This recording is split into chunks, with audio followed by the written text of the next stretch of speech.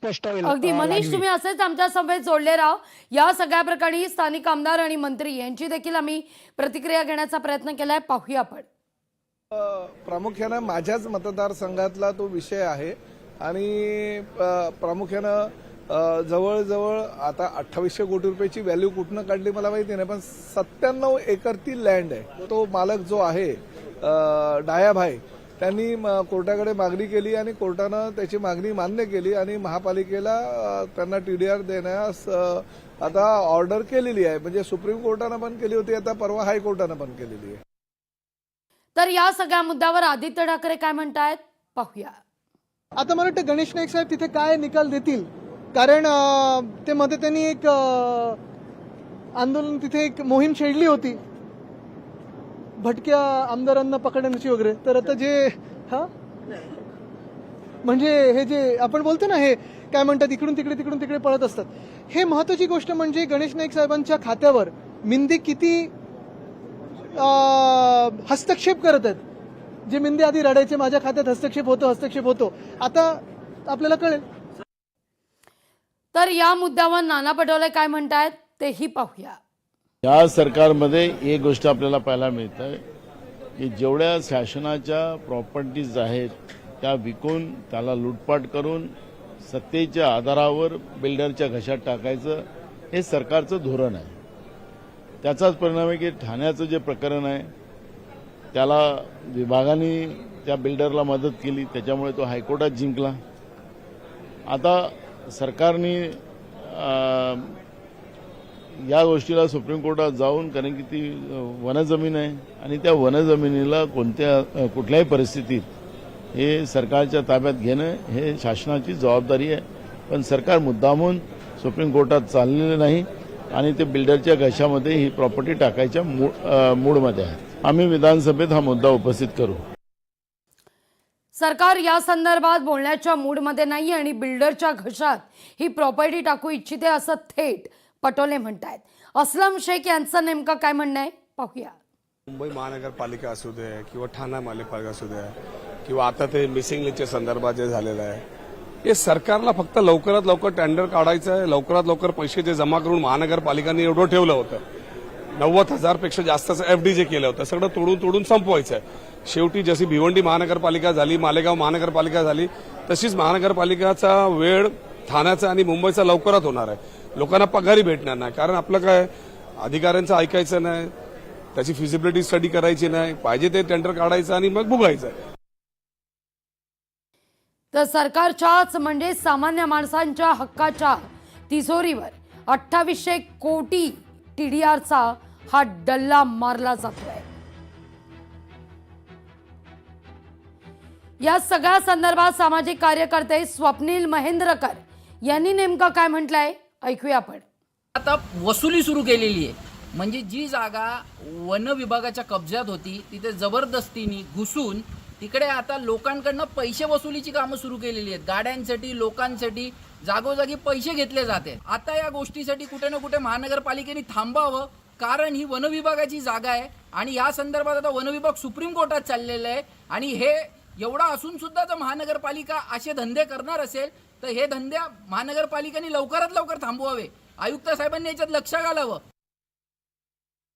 तर अर्थात सरकारच्या म्हणजे सामान्य माणसांच्या हक्काच्या तिजोरीवर 2800 कोटी TDRचा हा डल्ला मारला जात असताना एकही मंत्री किंवा लोकप्रतिनिधी मात्र यावर रोखठोक बोलत नाहीये.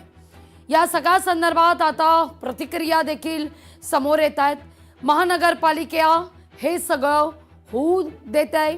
मुळात महानगरपालिकेला ही जागा बिल्डरच्या घशात घालायची आहे अशा शब्दात नाना पटोले यांनी देखील प्रतिक्रिया दिलेली आहे. तर तिथं वन विभागाची जागा असताना मनपा असं कसं करू शकते असं सामाजिक कार्यकर्ते म्हणतात. थोडक्यात काय तर एकही मंत्री वा लोकप्रतिनिधी यावर रोखठोक बोलताना दिसत नाहीये. समाजाचं प्रतिनिधित्व म्हणून लोकशाही मराठी जबाबदारीपूर्वक या सगळ्या संदर्भात आवाज उठवतंय, तुमच्यापर्यंत सत्य पोहोचवण्याचा प्रयत्न करतंय. अधिवेशनात विरोधकांनी प्रश्न उपस्थित करूनही त्याचं उत्तर दिलं जात नाहीये. अगदी जितेंद्र आव्हाड यांनी देखील या सगळ्या संदर्भात वारंवार मुद्दा उपस्थित केला, पण अगदी थातूरमातूर उत्तर मिळालंय.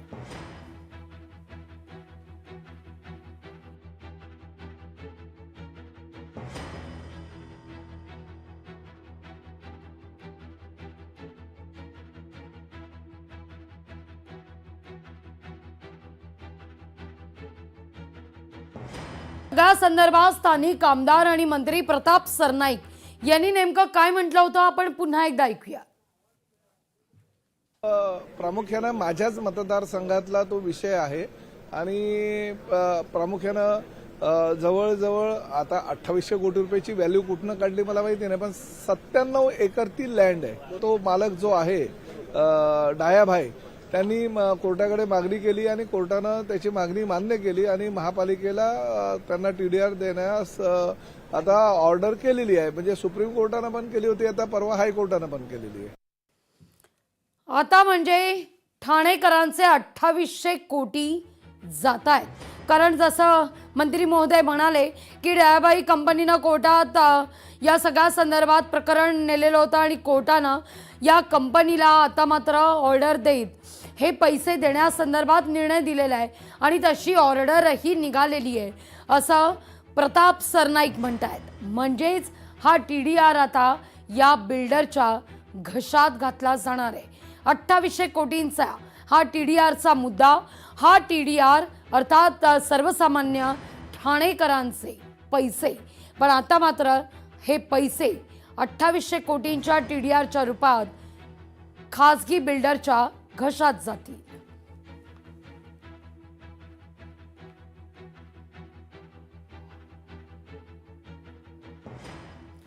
सर्वसामान्य व्यक्ती या ठिकाणी टॅक्स भरतोय, प्रामाणिकपणे टॅक्स भरतोय, पण इथं मात्र एक वेगळंच या ठिकाणी लॉबिंग चालताना दिसतंय आणि यातून मात्र सर्वसामान्यांचे पैसे ठाण्यात वाया जात आहेत. आता 2800 कोटींचा हा TDRच्या रूपात खासगी बिल्डरच्या मात्र घशात जाणार आहे. पण लोकशाही मराठी या संदर्भात सातत्यानं जाब विचारतच राहील. प्रशासनाला या सगळ्या संदर्भात मुद्दा लोकशाही मराठी लावून धरणार आहे. या सगळ्या संदर्भात निरंजन डावकर नेमकं काय म्हणाले ऐकूया आपण. TDRच्या संदर्भातला लोकांमधला प्रतिप्रश्न भरपूर आहेत. याच्यामध्ये निश्चितपणे माननीय नाईक साहेबांनीही आपली भूमिका ही त्यांच्या फॉरेस्ट डिपार्टमेंटच्या बैठकीमध्ये घेतली होती. फॉरेस्टनी या संदर्भातला हरकत घेण्याच्या संदर्भातली वारंवार सूचना ही वनमंत्र्यांकडनं पण ही दिली गेलेली आहे आणि त्याच्यामुळे निश्चितपणे याच्यावरती शासन हे कारवाई करेलच. तर त्याच्यामध्ये फॉरेस्टचं आमचं किती नुकसान होणार आहे. जे संजय गांधी नॅशनल पार्क हे मुंबई ठाण्यासाठी एक लंग्स म्हणून काम करतात, त्याच्यावरती किती परिणाम होणार आहे या संदर्भातले सगळे प्रश्न ही प्रशासनाकडनं येणं हे निश्चितपणे लोकांना अपेक्षित आहे आणि प्रशासनाने त्याची उत्तरं द्यावी. इथं निरंजन डावखरे म्हणतात कारवाई केली जाईल, चौकशी केली जाईल, पण तिथं मात्र स्थानिक लोकप्रतिनिधी आणि मंत्री प्रताप सरनाईक यांनी मात्र ऑर्डर निघाली आणि आता 2800 कोटींचा TDR या खासगी बिल्डरला द्यावा लागणार आहे असं म्हटलेलं आहे. त्यामुळे केवळ बोलाचीच कडी आणि बोलाचा बाद अशीच ही परिस्थिती सध्या पाहायला मिळतेय. याच नोटवर इथंच थांबतोय. ताज्या बातम्यांकरता पाहत रहा लोकशाही मराठी.